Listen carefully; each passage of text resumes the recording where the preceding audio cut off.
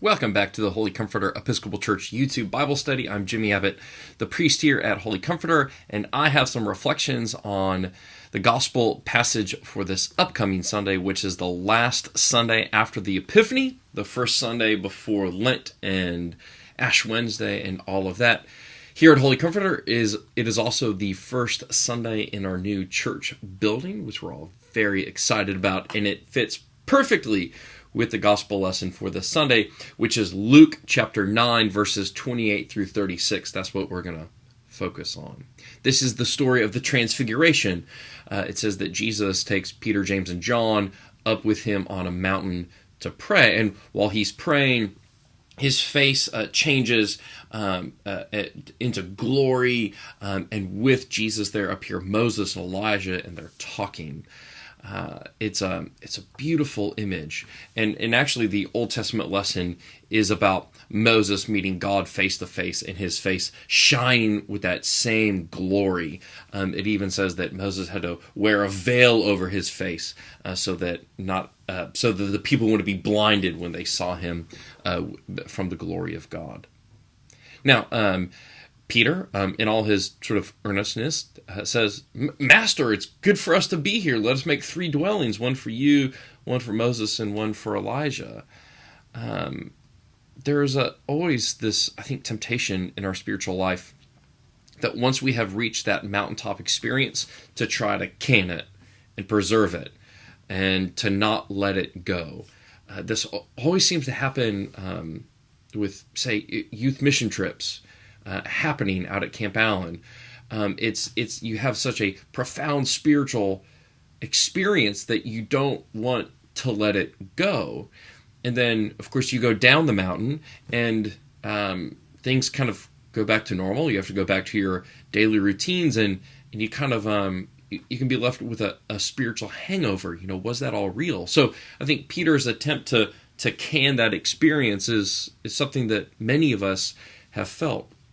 So the real key, I think, to a spiritual life is learning how to not just go for the spiritual sugar highs, but to always eat the substantive food of the spiritual life, so that you can have those sort of great moments on the mountain, but knowing that you're going to also have to go down the mountain, as they are about to do, down to the crucifixion. And so that's something that maybe you can think about, is how do you make in your own spiritual daily walk, some sort of consistency, some sort of routine, so that you aren't just going off the ups and downs, the whiplash, the spiritual hangover. How can you eat the substantive food of a daily walk with Jesus?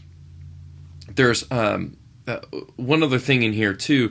At the end, it says that Peter, James, and John didn't say anything about this. And I think you and I were like, oh my gosh, like if I saw Jesus, Moses, and Elijah in glory, wouldn't I be telling everybody about it?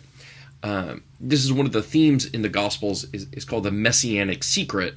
Why aren't these big things talked about?